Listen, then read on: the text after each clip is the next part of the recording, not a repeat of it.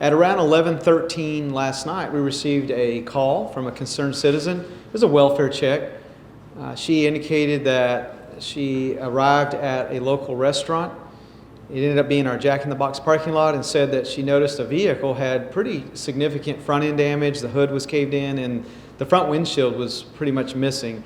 What caught her attention was it appeared there was a man in the driver's seat that was slumped over the steering wheel.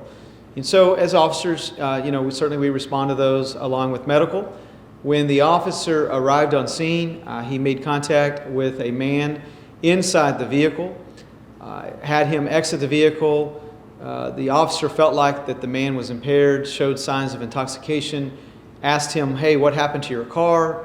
And the man reported that he felt like he had hit a deer somewhere in Dallas and drove all this way. As the officer shined his flashlight into the vehicle, looking for, like alcoholic beverages that might be in plain view, stuff like that, he noticed what appeared to be a human body in the passenger side of the vehicle.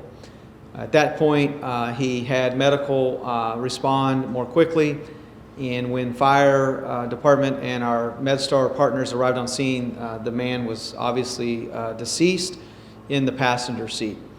Again, the man, our driver at this point, was placed under arrest for suspicion of driving impaired and striking a pedestrian. Our theory last night was it appeared, based upon the significant damages to the front of the vehicle, that this was a high-speed crash.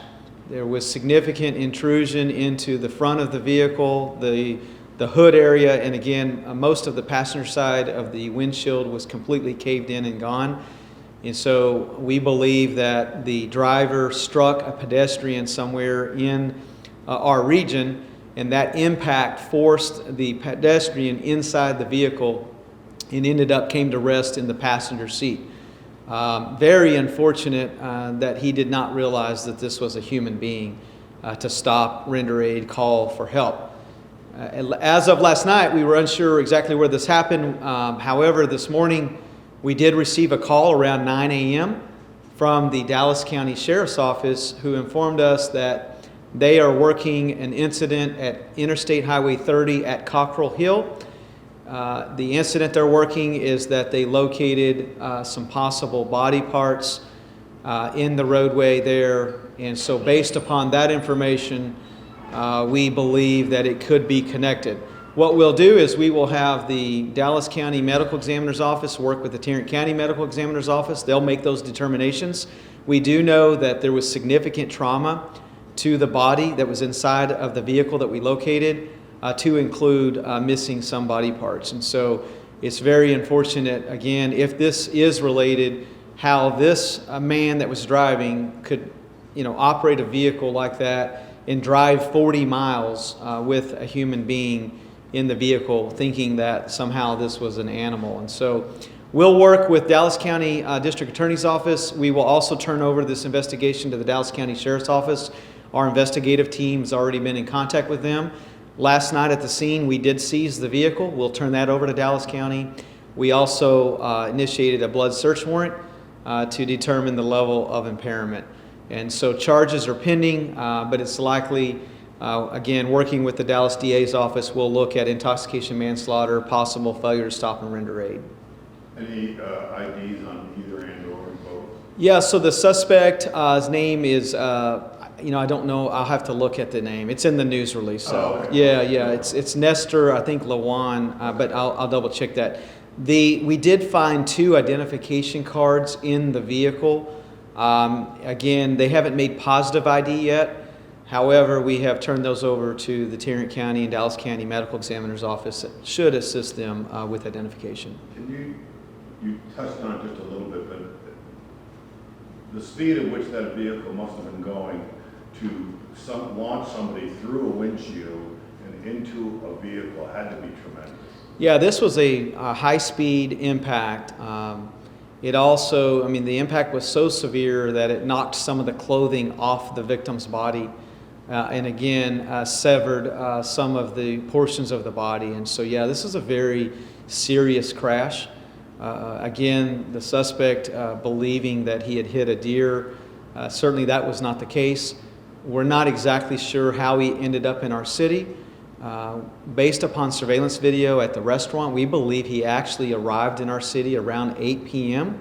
Again, our first call was 11:13 p.m. from a concerned citizen. We know that the suspect resides in the city of Arlington. We've been working with them. We actually sent officers to the residence last night. However, again, we weren't able to determine what happened last night until we got the call this morning. But yeah, it just goes to show you that certainly impaired driving there is still a huge problem throughout North Texas. All of our agencies deal with this. But again, yeah, high-speed impact, high-speed collision.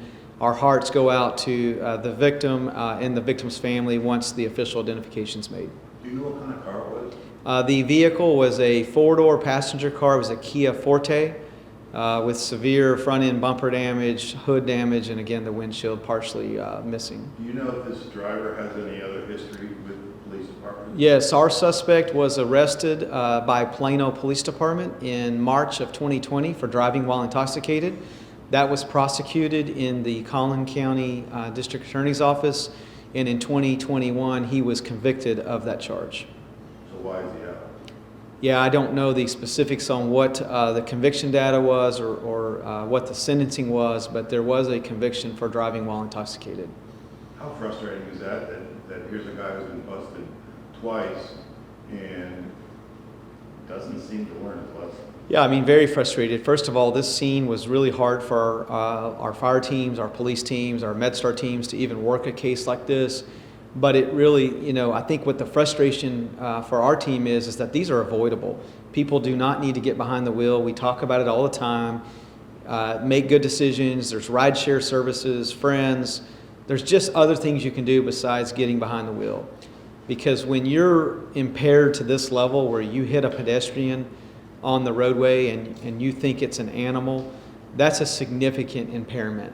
And in all my 28 years, I have never really worked a case like this. I do know, a decade ago or so, we had a similar incident in North Texas, but with a little different circumstances. But yeah, very unusual case. But it was obvious when we made contact with the suspect, he had no idea where he was at, and certainly, again, thinks that there's a deer in his vehicle, when in reality, it's a human being. Considering the time of year, is there any plans with you guys and working with other departments to maybe work elevated, if that's the right word, traffic enforcement for alcohol and stuff? Yeah, great question. So just recently, we partnered with several area agencies. We put this information out on social media. We got all of our neighboring police departments together, and we are increasing our patrols for impaired driving because, again, it's the holiday season. We know people won't take our advice. Some people will get behind the wheel when they shouldn't. We also are new members here in our community of the Selective Traffic Enforcement Program grant through TxDOT, and our officers are paid overtime to go out and enforce speeding, seatbelt, and driving while intoxicated laws. And so you'll see additional police presence not only here in White Settlement, but across the entire North Texas region because, again, the time of year. We know people, we want people to have a great time. We want people to celebrate. We just don't want you to get behind the wheel. Make a good decision. Call someone, get a taxi, Uber, Lyft. There's just so many options versus, what happened last night. We'll defer to Dallas County Sheriff's Office, but likely we'll try to determine with them where was this guy coming from. Again, lives in Arlington. We know that he was placed in Arlington around 6 o'clock last night. So from 6 o'clock going eastbound towards Grand Prairie until 8 o'clock coming westbound on the interstate, it ended up in our community. We'll try to determine where he was drinking to see if he was overserved or if he had, again, became impaired or intoxicated, at a residence. But we'll look to uncover those details and work with the Sheriff's Office. Anything you want to add? I'm good. Anyway, that booking photo at all? Yes, I'll get you guys that. Yeah. Yeah. Perfect. Thank you, sir. Sure.